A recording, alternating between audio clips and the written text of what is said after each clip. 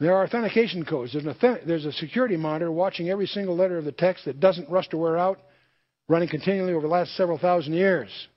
The fingerprint of the author.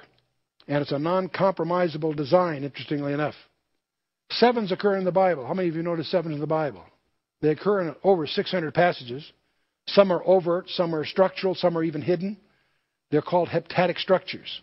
Are they a signature of the Holy Spirit? I suspect they are. Let me give you a challenge. Imagine you were given this assignment in school. I want you to develop a genealogy from fiction, just from your imagination. But I want the number of words that you're going to turn in on your paper to be divisible by 7 evenly. In other words, if I count the number of words divided by 7, there's no remainder. How many of you could do that? You could probably fudge and make that work out, couldn't you? But I want the number of letters also to be divisible by 7 exactly. That gets a little more challenging. See, the first rule, you've got 6 chances of losing, 1 of winning, but you can fudge around that one. The second rule, you've got 7 squared. You've got 1 chance of winning and 49 minus 1, 48, of losing. You follow me? So every time I add a rule, it increases your chances of missing.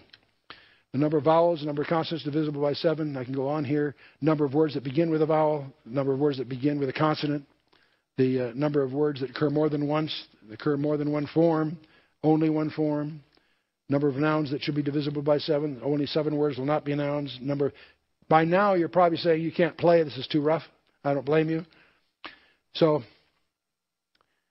the number of male names shall be divisible by 7. Number of generations shall be divisible. And you probably guessed what I'm doing here. This happens to be a description of the genealogy of Jesus Christ as found in the first 11 verses of the New Testament. Now, for you to try to replicate this even from fiction and using a computer is a challenge. Did Matthew do this deliberately? He's talking about a real genealogy. And it's in Greek, not English. English you can fudge around. Every verb in Greek had to meet 5 conditions. And so on. Greek was very precise. Furthermore, Greek has alphanumerics like Hebrew does. Every letter has a numerical value.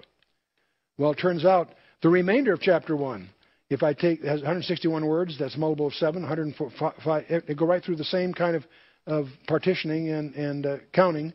They're always multiples of 7 exactly. Very difficult to simulate, by the way, even if you're trying to do it on purpose.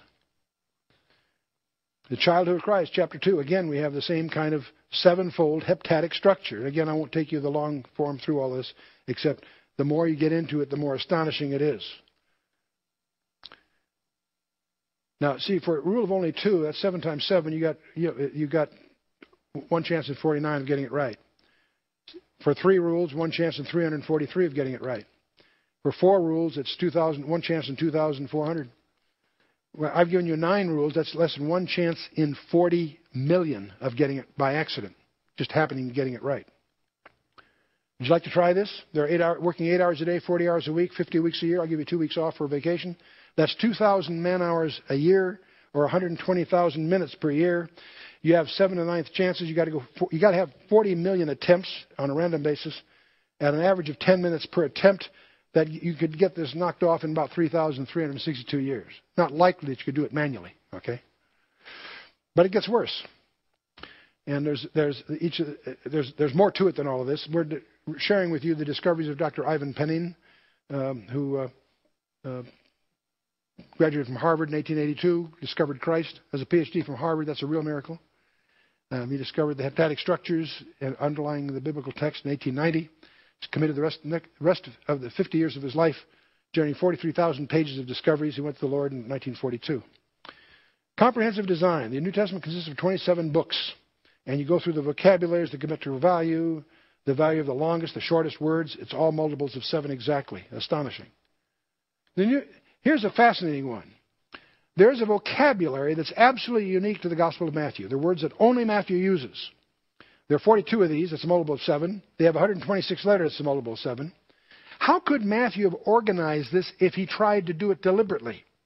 Only one of 2 ways. He'd get the other authors of the New Testament to agree not to use those words. I don't think that happened.